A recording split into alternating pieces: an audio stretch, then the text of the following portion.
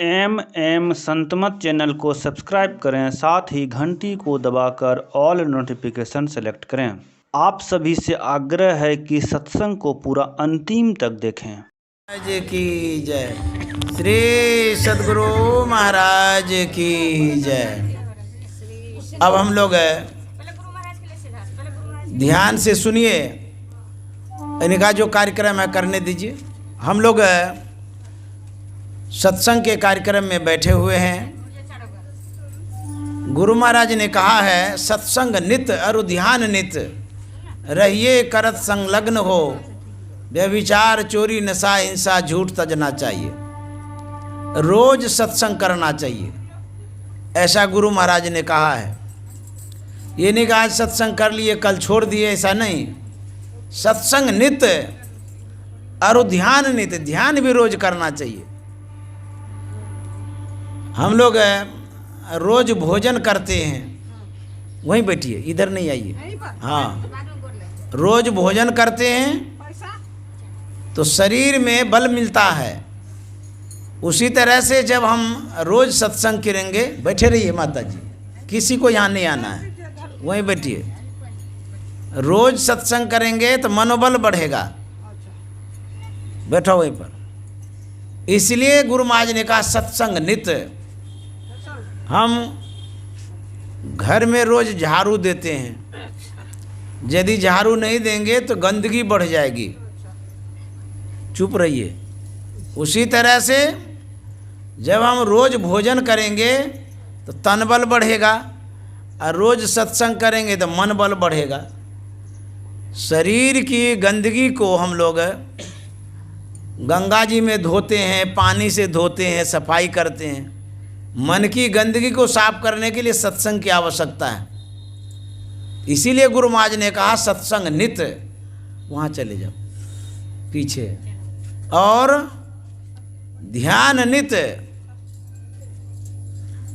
ध्यान भी रोज करना चाहिए।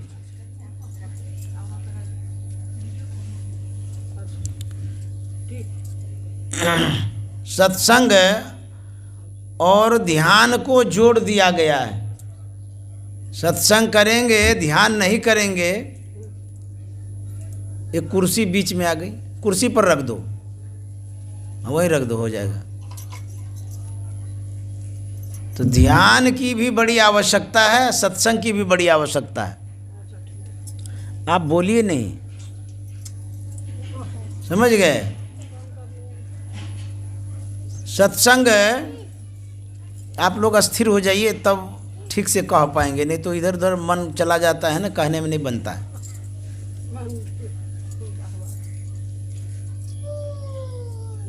गुरु महाराज ने कहा था कि सत्संग मेरी सांस है। प्रत्येक दिन गुरु महाराज सत्संग किया करते थे, जीवन में कभी सत्संग को नहीं छोड़े। सत्संग करते रहेंगे, आपका जीवन बदल जाएगा। ब्रह्मानंद स्वामी ने कहा है, जिंदगी सुधार बंदे, यही तेरो काम है। जिंदगी सुधार बंदे, यही तेरो काम है। जिंदगी सुधार बंदे, मानुष की देह पाई, हरि से ननेह लाई। विषयों के जाल माही, फसिया निकाम है। जिंदगी सुधार बंदे। मनुष्य का शरीर मिला है, यदि भगवत भजन नहीं करेंगे 84 लाख योनि में चले जाएंगे। 1,84 भरम के पाँव पे अटके आए, अब की पासा ना पड़े तो फिर 84 जाए। 84 लाख योनियाँ क्या है? गाय, घोड़ा, गधा, बिल्ली, चिड़िया, चुनमुन, ये सब जितनी योनियाँ हैं वो 84 लाख योनियाँ हैं। हम विवेकशील प्राणी हैं। सोचिए, हम सभी व्यवस्था कर लेते हैं, रहने का, खाने का, सोने का, दवाई का, पानी का, लेकिन जो जानवर वीरान जंगलों में पड़ा हुआ है, जो पक्षी जंगलों में है, जिसके कोई माँ बाप नहीं है, कोई देखने वाले नहीं हैं, उनका जीवन कैसा होता होगा? उस शरीर में यदि चले जाएंगे तब क्या हाल होगा? इसीलिए संत महात्मा सावधान करते हैं कि सत्संग करिए। सत्संग करेंगे तो जीवन बदलेगा। यदि सत्संग नहीं करेंगे तो नरक में चले जाएंगे। गोस्वामी जी ने लिखा है, ते नर नरक रूप जीवत जग, भव भंजन पद विमुख अभागी, नहीं सत्संग भजन नहीं हरि को, श्रवण राम कथानुरागी। कहते वह नर नरक के समान है जो सत्संग नहीं करता है, भगवत भजन नहीं करता है। इसलिए हम लोगों को चाहिए सत्संग करें और भजन करें। वहीं रहिए। सब इधर आते हैं, ए माता जी, अरे उधर बैठो ना। प्रणाम दूर से नहीं हो सकता है, प्रवचन के बीच में प्रणाम करेंगे। वहाँ से हाथ जोड़ लीजिए, गुरु महाराज सुन लेंगे।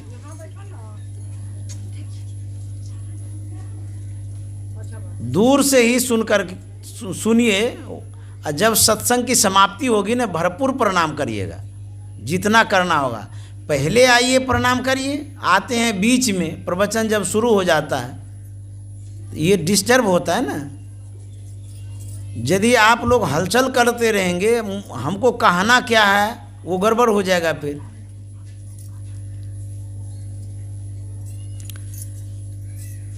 संत महात्मा कहते हैं मनुष्य का शरीर मिला है,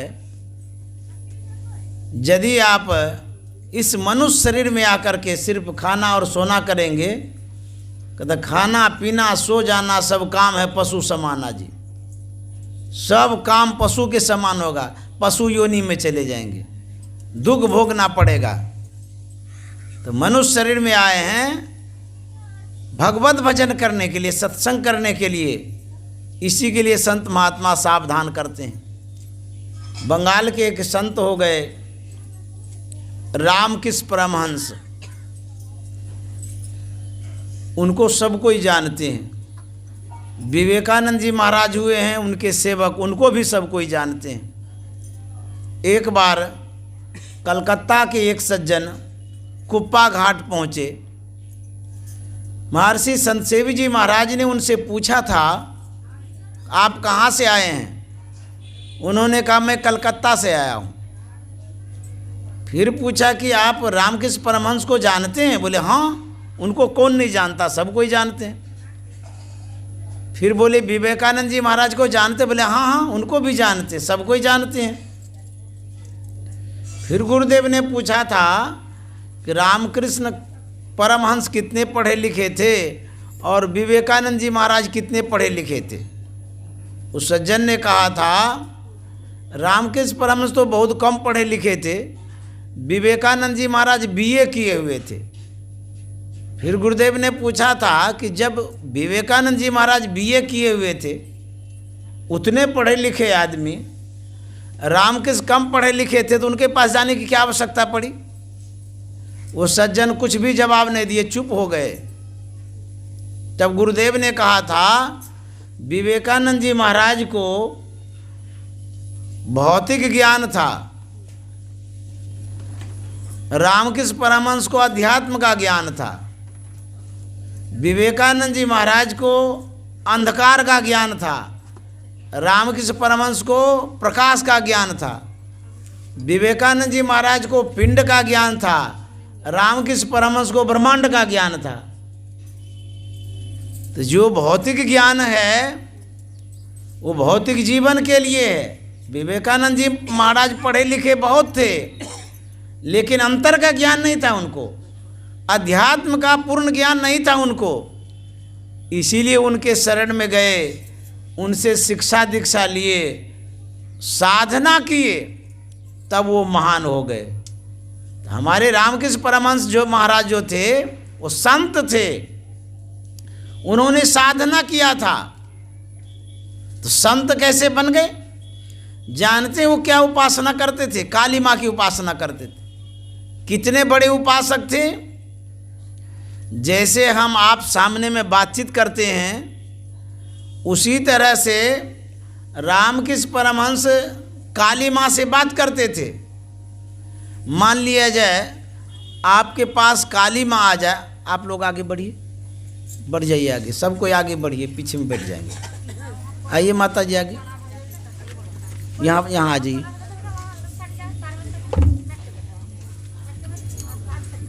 काली माँ उनके सामने प्रत्यक्ष हो जाती थी। मान लिया जाए आपके पास काली माँ अभी आ जाएं, आपको दर्शन दे दे, आप अपने को कितना भाग्यशाली समझेंगे। माँ काली आ गई और किसी के पास जाने की आवश्यकता नहीं है। बड़े खुश नसीब आप होंगे जो काली माँ का दर्शन मिलेगा। लेकिन रामकृष्ण परमहंस को काली माँ का रोज दर्शन मिलता था। एक बार एक संत आए, तोतापुरी जी महाराज। रामकृष्ण परमहंस जी महाराज के जीवन चरित्र में लिखा हुआ है। तोतापुरी जी महाराज ने कहा था, रामकृष्ण परमहंस से तो हमसे ब्रह्म दीक्षा ले लो, तब तुमको ब्रह्म का ज्ञान होगा। रामकृष्ण परमहंस ने कहा था, माँ से पूछ लेता हूँ, माँ जैसा कहेगी वैसा मैं कहूँगा आपको। माँ अर्थात काली माँ। वो गए काली माँ के पास, आवाहन किए। काली माँ सामने में आ गई, बोले बेटा क्यों तुमने बुलाया, क्यों आवाहन किया, क्या बात है बताओ। रामकृष्ण परमहंस ने कहा था कि माँ, एक संत आए हैं तोतापुरी जी महाराज, वो कहते हैं कि ब्रह्म दीक्षा ले लो तब तुमको ब्रह्म का ज्ञान होगा। तो काली माँ को तो यही कहना चाहिए कि बेटा कोई दीक्षा उक्षा की जरूरत नहीं है, मैं ही तुमको ब्रह्म का ज्ञान दिला दूंगी, तुमको कहीं जाने की आवश्यकता नहीं है। लेकिन काली माँ ने क्या कहा था, बोला बेटा वो संत ठीक ही कह रहे हैं, तुम जो मेरा दर्शन करते हो ये सगुण साकार का दर्शन है। इस सगुण साकार के दर्शन से पूर्णता की प्राप्ति नहीं होती है, मोक्ष और मुक्ति नहीं मिलती है, आवागमन में जाना पड़ेगा। और हमारी जो उपासना है इससे तुमको स्वर्ग मिलेगा, लेकिन परमात्मा की प्राप्ति नहीं होगी। जब तक संत के शरण में नहीं जाएंगे तब तक परमात्मा की प्राप्ति बाकी रहेगी। तो काली माँ ने कहा था कि रामकृष्ण परमहंस से, बेटा तुम जाओ संत तोतापुरी जी महाराज से दीक्षा ले लो, वो जैसा कहते हैं वैसा करो। तो वो तोतापुरी जी महाराज के पास गए और उनसे उन्होंने दीक्षा लिया है। दीक्षा लेने के बाद उन्होंने साधना की और साधना के बाद परमात्मा की प्राप्ति हुई। तो संत के शरण में जाना ही पड़ेगा। जब तक संत के शरण में नहीं जाएंगे तब तक परमात्मा की प्राप्ति नहीं होगी। इसीलिए कहा, संत शरण जो परा ताहि का लगा ठिकाना, और कहीं नहीं कुशल सकल बैराट चवाना। संत के शरण में जाएंगे तब परमात्मा की प्राप्ति होगी। भगवान श्री राम ने शबरी माता से कहा था कि शबरी, यदि कोई मेरी भक्ति करना चाहता है तो उनको संत के शरण में जाना पड़ेगा। प्रथम भगति संतन कर संगा, और दूसरी रति मम कथा प्रसंगा। तो मेरी भक्ति कोई करना चाहता है तो संत के शरण में जाना पड़ेगा। जब तक संत के शरण में नहीं जाएंगे तब तक कल्याण नहीं होगा।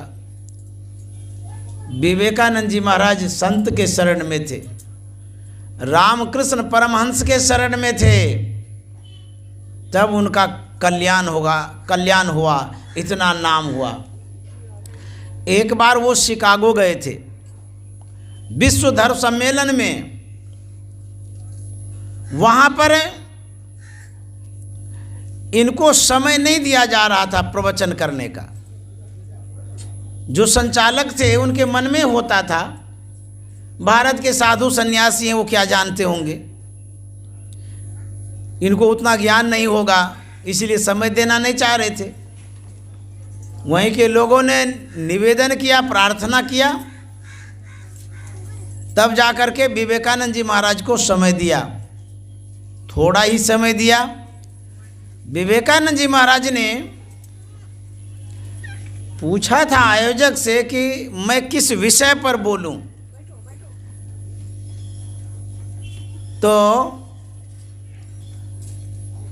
उन्होंने कहा था कि आप किसी विषय पर बोलिए। इसलिए कहा था कि संचालक सोच रहे थे इनको कोई विषय देंगे, उसका प्रतिपादन ये कर नहीं पाएंगे, इसलिए जो इनको आएगा अपना बोल लेंगे। तो बार बार विवेकानंद जी महाराज ने कहा कोई विषय बताइए। तो संचालक महोदय ने ब्लैक बोर्ड पर शून्य बना दिया, बोले आप इसी जीरो पर बोलिए। जीरो तो कोई विषय नहीं है, लेकिन स्वामी जी जब बोलने लगे इतना अच्छा से उस जीरो को संपादित किए। जीरो माने पॉइंट होता है, शून्य एक पॉइंट है। जानते हैं वो जो बिंदु है, उसी बिंदु से ये संसार बना हुआ है। उसी पर स्वामी जी जब बोले तो वहाँ के लोग अबाक हो गए, बोले बाप रे बाप, हम लोग तो सोचे थे कि शून्य दे दो, कोई विषय ही मत दो, ये क्या बोलेंगे, ये तो बोलते ही जा रहे हैं। संचालक महोदय ने पूछा था कि आप इस शून्य विषय पर कब तक बोलते रहेंगे। स्वामी जी ने कहा था कि जब तक मेरी सांस रहेगी तब तक मैं इस विषय पर बोलता ही रहूँगा। बोले बाप रे, इतने बड़े विद्वान जब ध्यान करते हैं, ज्ञान की जो अगाधता है, जैसे समुद्र जैसा भीतर में ज्ञान है, समुद्र जैसा, वहाँ जब जाते हैं ध्यान के द्वारा उस ज्ञान से भेंट होती है। विवेकानंद जी महाराज ने कहा है मानव के अंदर में इतना ज्ञान है, इतना ज्ञान है, वो 25% भी खर्च नहीं कर पाता है। और यदि सब ज्ञान हो जाए, महान हो जाएगा वो। तो विवेकानंद जी महाराज को ये जो ज्ञान हुआ साधना के द्वारा हुआ। रामकृष्ण परमहंस ने जो भेद बतलाया उसी के अनुसार उन्होंने ध्यान किया, तब उनको ज्ञान हुआ था। तो विवेकानंद जी महाराज जीरो पर जो बोले, पूरे सभा के वो हीरो हो गए, मतलब सबसे श्रेष्ठ हो गए, इतना उनको ज्ञान था। वहाँ पर पुस्तकों की सजावट की गई थी मंच पर। तो जो अमेरिका वासी थे वो तो भारतवासियों को हे दृष्टि से देखते थे। उन्होंने जो पुस्तक धर्म ग्रंथों की सजावट की थी, वेद को सबसे नीचे दे दिया था, अब बाइबिल को सबसे ऊपर रख दिया था। जब स्वामी जी की नज़र पड़ी पुस्तकों की सजावट पर, वो भाप गए, जान गए ये जो पुस्तक की सजावट की गई है भेदभाव रख करके किया गया है। ऊपर से नीचे जब निहारते हैं तो स्वामी जी ने कहा था धर्म ग्रंथों की जो सजावट की गई है बड़ी अच्छी तरह से की गई है। जिसने भी सजाया है बड़ा अच्छा ढंग से सजाया है। तो तालियों की गड़गड़ाहट हो गई, सब कोई खुश हो गए कि हम लोग जो सजाए हैं बड़ा अच्छा से सजाए हैं। उसके बाद विवेकानंद जी महाराज ने क्या कहा? विवेकानंद जी महाराज ने कहा इस सजावट से शिक्षा मिलती है कि वेद जो है ना सबका नींव है। यदि वेद को घिसका लेंगे नीचे से और सब धर्म ग्रंथ गिर जाएगा, सबका मूड ऑफ हो गया, बोले वो भूल हो गई। बाइबिल को ऊपर दे दिए, वेद को नीचे दे दिए, वो लोग सोचे भूल हो गई। दूसरे दिन क्या करता है, बाइबिल को नीचे कर दिया, अब वेद को ऊपर में कर दिया, बीच में सब ग्रंथों को रख दिया। दूसरे दिन जब स्वामी जी ने देखा, उन्होंने कहा कि आज की जो सजावट है कल से भी अच्छी है। अब लोग सोचने लगे पता नहीं क्या बोलेंगे। कहते हैं कि कल से भी विशेष सजावट है। इस सजावट से शिक्षा मिलती है कि वेद जो है ना सर्वोपरि है, वेद से ही सब ज्ञान निकला है। अब वेद नहीं रहे तो किसी में ज्ञान ही नहीं आएगा। तो सब लोग सोचे अब मत सजाओ, नीचे रखते हैं तब भी ये ऊपर कर देते हैं, ऊपर रखते हैं तब भी अपने वेद को ऊपर कर देते हैं, अब रखबे मत करो। इतने बड़े विद्वान थे विवेकानंद जी महाराज। उनको गुरु पर बहुत विश्वास था, भरोसा था। एक फोटोग्राफर आता है, वह स्वामी जी का फोटो लेना चाह रहा था। कैमरा स्थिर करता है, लेंस मिलाता है। तो जैसे लेंस मिला रहा था, स्वामी जी के चेहरे पर पीछे में एक महात्मा नजर में आया। कैमरामैन कैमरा हटाता है तो देखते हैं कोई नहीं है। फिर कैमरा लगाता है तो देखते हैं कोई महात्मा है। फिर हटाता है, देखते हैं कोई नहीं है।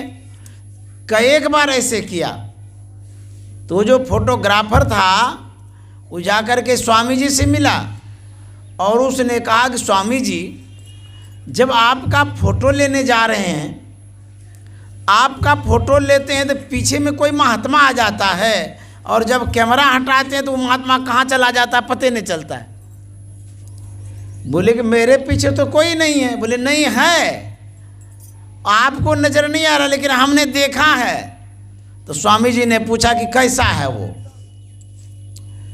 बोले कि इसी से रंग रूप के हैं, बूढ़े हैं, दाढ़ी है। स्वामी जी ने जो सुना वहीं रोने लगे। बोले कि धन्य है गुरुदेव कि मैं कहाँ अमेरिका आ गया हूँ और आप मेरे पीछे हैं। देखिए गुरु कैसे होते हैं, शिष्य के पीछे होते हैं। तो स्वामी विवेकानंद जी महाराज अमेरिका गए थे और उनके पीछे रामकृष्ण परमहंस थे। इस तरह के गुरु होते हैं। तो हमारे गुरु महाराज ने बड़ा अच्छा लिखा है, बिना गुरु की कृपा पाए नहीं जीवन उधार है।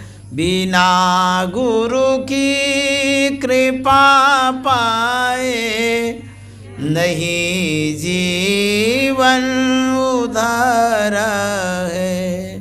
फंसी श्रुति आई हम फांसी अयन सुधी आपनी नासी। फंसी श्रुति आई हम फांसी अयन सुधी आपनी नासी।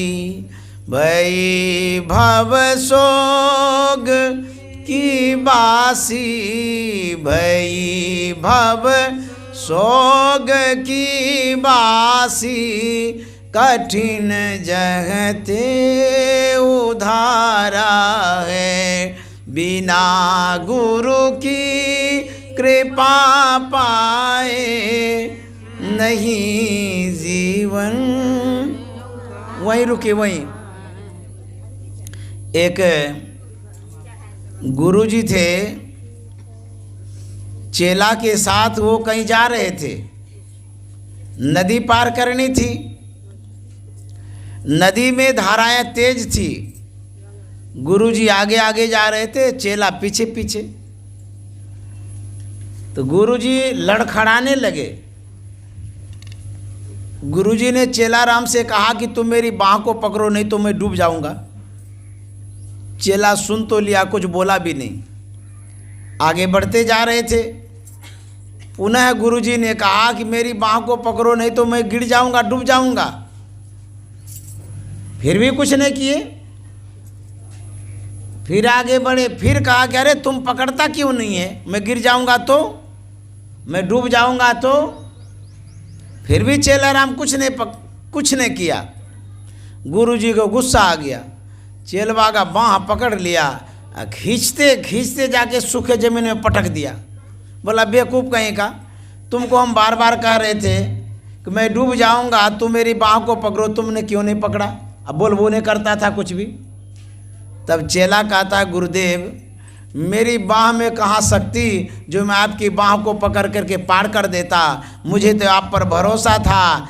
आप ये छोटी नदी क्या है, आप तो भवसागर से पार हो कराते हैं, और मुझे आप पर भरोसा था, न आप डूबेंगे न हमको डूबने देंगे। इसीलिए कहते गुरु पर विश्वास होना चाहिए। सदगुरु पर जिनको विश्वास है, सदगुरु तो भवसागर से पार करते हैं, ये संसार क्या है, तो विश्वास होना चाहिए। रहने दो, समझ गए। तो कहते हैं सदगुरु करुण कर तर ठहर धर में ही जावे पार में। जो सदगुरु पर विश्वास करते हैं वो भवसागर से पार हो जाते हैं। तो गुरु क्या होते हैं, वो लोक और परलोक को संवारने वाले होते हैं, सुधारने वाले होते हैं, बनाने वाले होते हैं। भगवान श्री राम ने कहा करण धार सदगुरु दृढ़ नावा, दुर्लभ साज सुलभ करी पावा। बंद करिए इसको। कर्णधार मल्लाह को कहते हैं, खेने वाले को, नाव को खेने वाले को। तो इस जीवन रूपी नाव के खेवनहार कौन है, संत सदगुरु। जब तक उसके शरण में नहीं जाएंगे तब तक आपका पार नहीं लगेगा। 84 लाख योनि में भटकते रहेंगे, घूमते रहेंगे। तो रामकृष्ण परमहंस के शरण में विवेकानंद जी महाराज गए, उनसे उन्होंने ज्ञान लिया, तो अब कल्याण किए और संसार का भी कल्याण किए। रामकृष्ण परमहंस गए तोतापुरी जी महाराज के पास, उनसे ज्ञान लिया, तब उसका कल्याण हुआ, हम लोगों का कल्याण किए। उसी तरह से सदगुरु के शरण में जाएंगे, उनसे सद शिक्षा लेंगे, तब आपका कल्याण होगा। जो मंत्र नहीं लिए हैं, जिन्होंने दीक्षा नहीं प्राप्त किया है, उनका जीवन अधूरा है। जब तक गुरु के शरण में नहीं जाएंगे तब तक जीवन पूर्णता को नहीं प्राप्त कर सकता है। एक विद्वान ने बड़ा अच्छा लिखा है, उन्होंने अपने भावों में गुरु से विनती किया है, प्रार्थना किया। उन्होंने क्या कहा है, सतगुरु तेरे चरणों की थोड़ी धूल जो मिल जाए, सतगुरु तेरे चरणों की थोड़ी धूल जो मिल जाए, सच कहता हूँ भगवन तकदीर समर जाए, सतगुरु तेरे चरणों की। इसमें क्या कहा जा रहा है, ध्यान दीजिएगा। हे सतगुरु, आपके चरणों की यदि धूल मिल जाए तो मेरा जीवन बदल जाएगा। हम लोग जानते हैं धूल किसे कहते हैं। जमीन में जो पड़ी हुई धूल है, सड़क पर पड़ी हुई वो धूल है, वो पैर में लग जाती है। कोई कोई भस्म लगाते हैं, वो भी धूल है। भोले बाबा भी भस्म लगाते थे, वो भी धूल है। शरीर में टीका लगाते, वो भी धूले है। जब आपके यहाँ संत सदगुरु आते हैं, सड़क पर पड़ी हुई जो धूल है वो चरण में लग गई है। आपके घर में महात्मा आए, उनके चरणों में जो धूल लगी हुई है, उस धूल को आप माथे में लगाइएगा तो तकदीर बदल जाएगी। ये भूल है, तब कौन सी धूल है, इसी पर विचार करना होगा। एक स्थूल धूल होती है जो शरीर में लगाते हैं, वहीं रहिए। दूसरा सूक्ष्म धूल होती है, उसको आभा रूप में मानते हैं। हमारे गुरु महाराज ने रामचरितमानस सार षट्क में लिखा है, धूल 3 प्रकार का है। ये जो शरीर में लगाते ये धूल हो गया, जो चरण में लगती है, जो सड़क पर पड़ी हुई है। दूसरी धूल है आभारूप धूल। जब हम ध्यान करते हैं, संत सदगुरु का ध्यान करते हैं, तो उनकी नैसर्गिक आभा मिलती है मानस पटल पर। वह एक धूल है, ज्योति रूप धूल है, प्रकाश रूप धूल है। तो जो प्रकाश रूप धूल है उस धूल को लगाएंगे तब आपका भाग्य बदलेगा। कोई बात नहीं है, समझ गए? तो कहते हैं वो जो प्रकाश रूप धूल है उस धूल को जब लगाएंगे तब तकदीर बदलेगी। इस बात को समझना पड़ेगा, नहीं तो खाली गाते रहेंगे जीवन भर, कुछ भी मिलने वाला नहीं है। हमारे गुरु महाराज ने लिखा है, पद नख बिंदु धरी मन दृश्य थिर करी नख तेंदु भानुमय गुरु रूप पावे। गुरु का रूप क्या है? बिंदु है, जिस पर स्वामी जी प्रवचन कर रहे थे, शून्य। अंतर में जब ध्यान करते हैं आंख बंद करके, तो बिंदु ध्यान करते हैं, वो गुरु का चरण है।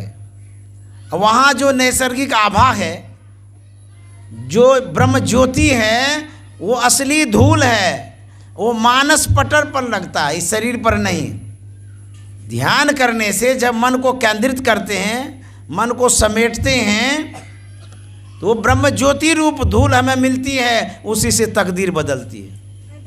ऐसे गाने से तकदीर नहीं बदलेगी, ध्यान करने से तकदीर बदलेगी। रामकृष्ण परमहंस ने ध्यान किया था तब वो संत बने थे। उनके किताबों को जब पढ़िएगा ना तब पता चलेगा। उन्होंने लिखा है, ध्यान करना मन में, वन में, कोने में। ये रामकृष्ण परमहंस की वाणी है। मन में, वन में, कोने में ध्यान करने के लिए एकांत जगह होनी चाहिए। तो जब तक ध्यान नहीं करेंगे तब तक कल्याण नहीं होगा। अच्छा,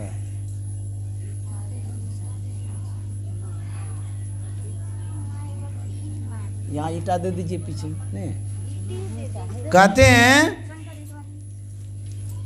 ध्यान करेंगे तब कल्याण होगा। रामकृष्ण परमहंस ने ध्यान किया था।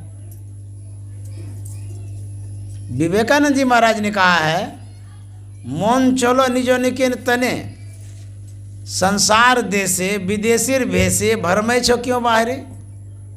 अरे मन निज निकेतन चलो, अपना घर चलो। स्वामी विवेकानंद जी महाराज ने कहा अपना घर चलो। इसका मतलब यहाँ जो हम लोग रह रहे हैं अपना घर नहीं है, सच में नहीं है ये घर। अपना घर रहता तो छोड़ करके जाते। कितने आए और चले गए, अब कितने आएंगे चले जाएंगे। ये अपना घर नहीं है, यहाँ से एक दिन जाना पड़ेगा। इसीलिए स्वामी जी ने कहा, अरे मन तुम क्यों भूल में पड़े हो कि ये अपना घर है। निज निकेतन चलो, अपना घर चलो। संसार देशे विदेशीर भेषे अब भर में क्यों बाहर। कहता अरे मन, ये जो संसार है यहाँ विदेशी सब है। यहाँ जो कुछ कोई आता है यहाँ से जाना पड़ता है। तुमको भ्रम क्यों हो रहा है कि अपना है ये। मत भ्रम में रहो, ये अपना देश नहीं है। ये स्वामी जी कहते हैं यहाँ से एक दिन जाना पड़ेगा। कोई यहाँ नहीं रहे हैं न रहेंगे। जितने आदमी बैठे हैं विचार करिए, आपके घर में जो बूढ़े पुराने थे कहाँ चले गए। आपको भी पता नहीं कहाँ चले गए संसार से। आपके दादाजी चले गए, उसके दादाजी चले गए, उसके भी दादाजी चले गए। जो आते हैं सब चले जा रहे हैं, हम भी चले जाएंगे। कोई नहीं रहेंगे यहाँ पर, कोई नहीं स्थिर, सब ही बटोही। सबको एक दिन जाना पड़ेगा। याद रख लीजिए इस बात को कि संसार छोड़ना पड़ेगा। संसार एक दिन छूट जाएगा। यदि संसार में सब कोई रहते तो भगवान राम अभी तक रहते न, भगवान कृष्ण भी रहते, राजा रहते, महाराजा रहते, योगी रहते। कोई तो नहीं रहते। 50 साल, 60 साल, 70 साल, 90 साल, 100 साल में चले जाते। सब आए और चले गए। संत महात्मा कहते हैं क्या यहाँ जो आए हैं और चले जाएंगे, ऐसे ही आने जाने के लिए आए हैं। परमात्मा ने कृपा करके मनुष्य का शरीर दिया है, भगवत भजन करने के लिए। यदि भजन नहीं करेंगे, ऐसे चले जाएंगे तो कहा तो नरक में चले जाएंगे, दुख भोगना पड़ेगा। इसीलिए सत्संग की आवश्यकता है। रामकृष्ण पर ये बाबा नानक सत्संग कर रहे थे, उसमें बहुत से लोग आया करते थे सत्संग में। यहाँ भी बच्चे भी आए हैं, बड़े भी आए हैं, सब के सब आए हैं। एक बालक आता था सत्संग में। बाबा नानक ने पूछा था उस बालक से कि बाबू, जो बड़े बड़े आदमी हैं वो तो मेरी बातों को सुनते समझते हैं, इसीलिए बराबर सत्संग में आया करते हैं। तुम तो नन्हा मुन्ना बच्चा है जी, तुम क्यों मेरे सत्संग में आ जाते हो? बालक ने जवाब दिया था कि बाबा,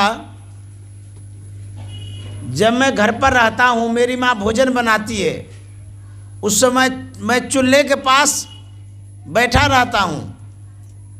माँ को देखता हूँ कि जब वो मोटी मोटी लकड़ियों को चूल्हे में डालती है वो देर से जलती है, जब पतली पतली टहनियों को डालती है तो जल्दी जल जाती है। यह देख करके मेरे मन में हुआ, जो बड़े बड़े आदमी हैं वो तो मोटी मोटी लकड़ियों के समान हैं, वो तो देर से मरेंगे। जो छोटे छोटे बच्चे हैं पतली टहनियों के समान, वो जल्दी मर जाएंगे, इसीलिए मैं आपके सत्संग में आ जाता हूँ। बाबा नानक ने कहा, तू बच्चा नहीं, तू बुढ़ा है जी। वास्तव में तुमने ही सत्संग को समझा है। न बालक न यौवने न वृद्धि कछु बंध, वह अवसर नहीं जानिए जब आए परे जमपन। इस जीवन का क्या ठिकाना है, कब कुछ कर जाएगा, कब मर जाएंगे कोई पता नहीं। पानी का सा बुलबुला यह तन ऐसा जान। बरसात में फोका बनता है ना पानी का, जैसे बनता है वैसे फूट जाता है।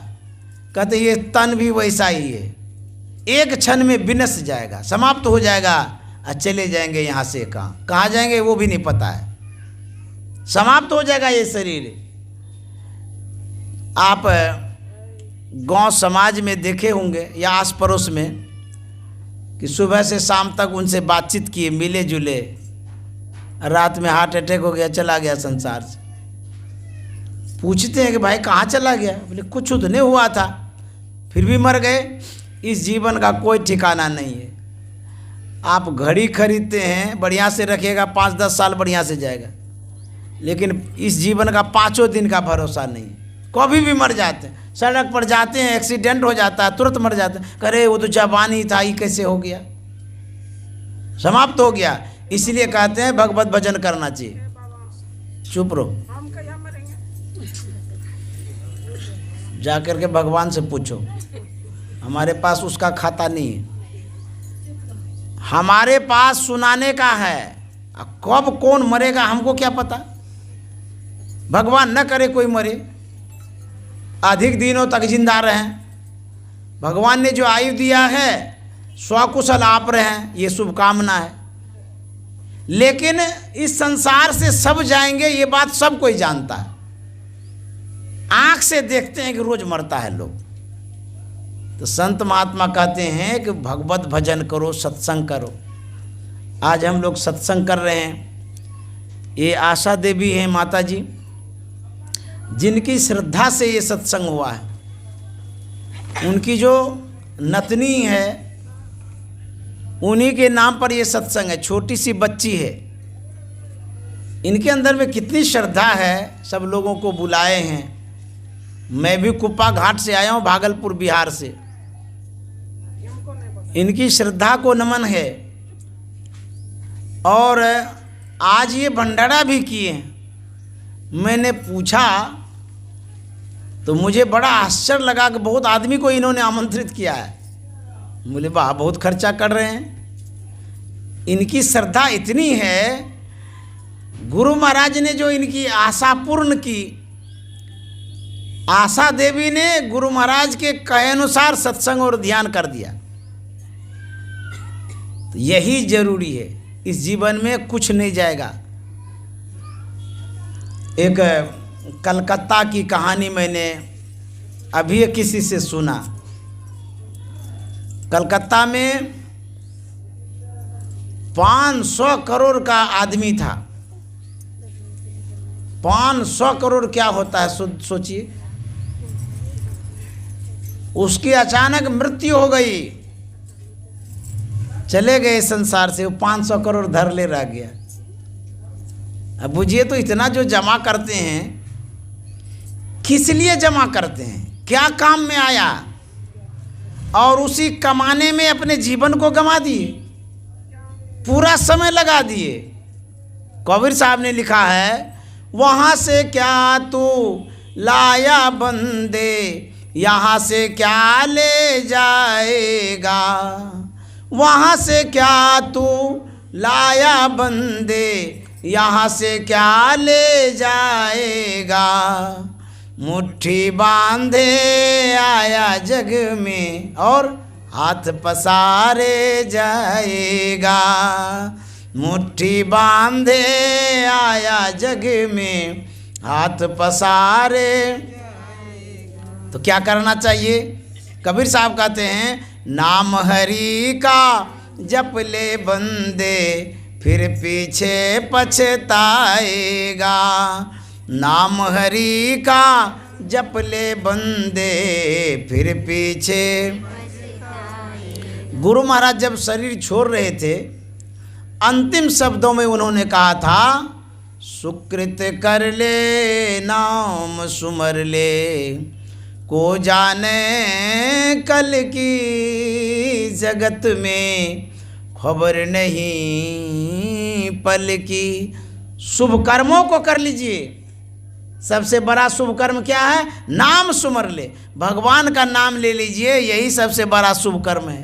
को जाने कल की, कल का क्या ठिकाना है, क्या होगा नहीं होगा। कल को किसी ने देखा है? किसी ने नहीं देखा है। आंख बंद, उसके बाद चले गए संसार से। साथ में क्या जाएगा? साथ में रुपया पैसा नहीं जाता है, यही सत्संग शुभ कर्म जाएगा साथ में। एक संस्कृत में श्लोक है, धनानि भूमो पशवो ही गोष्ठे, नारी गृहा द्वारानी सखा श्मशाने, धर्मानुगो गच्छति जीवियक। धनानि भूमो, धन धरा पर धरे रह जाएगा, आप यहाँ से खाली हाथ चले जाएंगे। पशुओ ही गोष्ठे, जो पशु है पशुशाला में बंधे रह जाएगा, आप यहाँ से चले जाएंगे। नारी गृहा द्वारानी, जो नारी है घर से बाहर, बाहर से घर करके रह जाएगी, आप यहाँ से चले जाएंगे। साथ में क्या जाएगा? धर्मानुगो गच्छति जीव एक, जीव के साथ धर्म और अधर्म जाता है, पाप और पुण्य जाता है, और कुछ नहीं जाता साथ में। हम लोग जमा करते हैं, इतना जमा करते करते करते संसार से चले जाते हैं। एक मीडिया वाले ने नेता से पूछा था कि आपके पास इतनी पूंजी हो गई है, इतना पैसा हो गया है, पैसा जमा करते करते करते आप स्विस बैंक भर दिए, अब कितना जमा कर रहे हैं, क्यों कर रहे हैं, क्या होगा इसका? वो नेता कहता है, मैं जमा करते करते करते मर जाऊंगा, अब मर करके जहाँ जाऊंगा एटीएम से निकाल के खाऊंगा। अब बुझिए, कबीर साहब का तो साईं इतना दीजिए, जामे कुटुंब समाए, मैं भी भूखा न रहूं, साधु न भूखा जाए। कबीर साहब कहते हैं कितना चाहिए? हमारा भरण पोषण हो जाए, परिवार का पालन पोषण हो जाए, जो आए आगंतुक अतिथि हैं उसका भी सेवा सत्कार हो जाए, उसके अलावे कोई ज़रूरत नहीं है। यदि अतिरिक्त जमा करते हैं आपके काम में नहीं आएगा। जितना पेट में अटेगा उतना ही न खाइएगा, कि पूरा खा लीजिएगा, जो नहीं अटेगा वो भी हटा लीजिएगा। मान लीजिए 1 अरब रुपया आपके पास है, आप ड्राई फ्रूट खाइएगा तो कितना खाइएगा? 1 किलो रोज खा लीजिए। जो सबसे बेशकीमती व्यंजन है उसको खा लीजिए, तो कितना खाइएगा? पेट का आकार प्रकार इतना सा ही है, इसमें मांसूस भी सब है, तो इतना सा में 1 किलो आध किलो अटता होगा एक बार में। उतना ही न ड्राई फ्रूट डालिएगा, चाहे चमचम रसगुल्ला जो भी डालिए, तो 1 अरब खाने में आपको कितना समय लगेगा, खा भी नहीं सकिएगा। तो कहते हैं यदि आप जमा करते हैं तो किस काम में आएगा? बेटा के लिए जमा करते हैं। कहते हैं पूत सपूत तो क्या धन संचय, अब पूत कपूत तो क्यों धन संचय। यदि पुत्र सुपुत्र है वो कमा करके अपना जीवन यापन कर लेगा, और यदि पुत्र कुपुत्र है करोड़ों दे दीजिएगा, लूटा मिटा के समाप्त कर देगा। काहे के लिए कमाते हैं, किस लिए जमा करते हैं? पुत्र यदि आपका अच्छा है तो आपसे विशेष कमा लेगा वो। पुत्र यदि आपका खराब है, आप जमा करके दे तो दीजिएगा, शराब में कबाब में जहाँ तहाँ बर्बाद कर देगा। तो वो कमाई का फल क्या मिलेगा आपको? जमा तो करके जा रहे हैं लेकिन सदुपयोग नहीं होगा उस धन का, तो कमाना तो निष्फल हो जाएगा ना। तो कमाइए जो साथ जाए। कहते हैं भगवत भजन जो करते हैं यही साथ जाएगा, सत्संग जो करते हैं यही साथ जाएगा, ये जो पुण्य कर रहे हैं यही सब साथ जाएगा, और साथ जाने वाला नहीं है। इसीलिए संत महात्मा कहते हैं कि नाम हरि का जप ले बंदे फिर पीछे पछताएगा। नाम हरि का जप ले बंदे फिर पीछे पछताएगा। बालापन में खेला खाया आई जवानी मस्त रहा। कितना बजा? बालापन में खेला खाया आई जवानी मस्त रहा। बूढ़ापन में रोग सताए खाट पड़ा पछताएगा। बूढ़ापन में रोग सताए खाट पड़ा पछताएगा। मैं कलकत्ता के मेडिका हॉस्पिटल में भर्ती था, अस्वस्थ हो गए थे। सब कोई जानते होंगे मेडिका हॉस्पिटल बहुत बड़ा हॉस्पिटल है, प्राइवेट है। मैं जहाँ भर्ती था वीआईपी लोग वहाँ भर्ती होते हैं, साधारण आदमी वहाँ नहीं जा पाते, बहुत खर्च होता है। मैं जिस बेड पर था उस बेड के बगल में ही एक आसाम का धनाढ्य व्यक्ति था, बहुत पैसा था। मेरे बगल में ही उनका था बेड। जब मैडम आती थी नर्स देखने के लिए तो हमें भी देखते थे और उनको भी देखते थे। मैंने जब उस व्यक्ति को देखा, बुजुर्ग था, बीमार था, उनकी कैसी दुर्दशा थी जानते हैं? गले से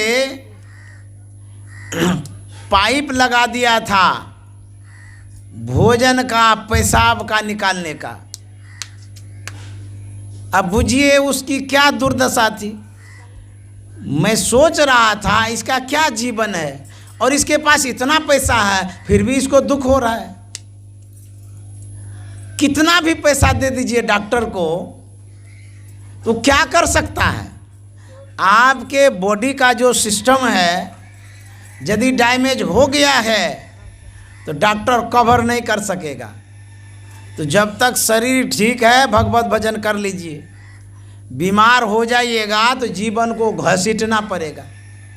बूढ़ापन में रोग सताए खाट पड़ा पछताए, पड़े पड़े रहेंगे खाट में, पछताना पड़ेगा, कोई धन काम नहीं आएगा। एक एक आदमी को मैंने देखा है, सुना है, करोड़ों करोड़ रुपया है, अलमीरा में ड्राई फ्रूट सब भरा हुआ है। डॉक्टर ने कहा कि चना का सत्तू खाइए। मुझे वो एक दिन में 1000 भी खर्चा कर सकता खाने में, लेकिन 10-20 रुपया का बोला चना का सत्तू खाइए। वो अफसोस करता है, बाप रे बाप, करोड़ों रुपया मेरे पास है, कौन भोगेगा? ये क्या हो गया हमको? डॉक्टर कहता चना का सत्तू खाइए। अब बढ़िया बढ़िया चीज़ खाइएगा तो पचेगा भी नहीं, लीवर खराब हो गया है। अब ले, कमाते जरूर हैं लेकिन उसका उपयोग करिए, उपभोग करिए। एक एक आदमी ऐसा होता है खूब कमाता है और दाल में पानी मिला मिला के खाता है, सोचता है कि कि पैसा बचेगा ना तो काम आएगा। किस काम में आएगा भाई? ऐसा सब दुनिया में लोग है। रामायण में लिखा हुआ है, यदि आपके पास धन है तो उपयोग करिए, भोग करिए, धन का भोग करिए, खाइए खूब बढ़िया से पहनिए। दूसरा, दान करिए, धर्म होगा इससे। तीसरा कुछ करना नहीं है। भोग और दान यदि आपने नहीं किया, तीसरी धन की गति क्या होगी? अपने ऑटोमेटिक नाश हो जाएगा। दान और भोग, धन की दो गति है और तीसरी गति होगी ही नहीं, वो विनाश हो जाएगा, समाप्त हो जाएगा, आग लग जाएगी, समाप्त हो जाएगा। इसलिए धन है तो उसका उपयोग करिए, कंजूसी मत करिए, खूब खाइए बढ़िया से, स्वास्थ्य बढ़िया बना के रखिए, नहीं तो जीवन बर्बाद हो जाएगा। तो कहते हैं संत महात्मा, कहते ये जो जीवन मिला है अनमोल जीवन है, बड़ा भाग्य से मिला है। चुप रहे हैं ना माता जी,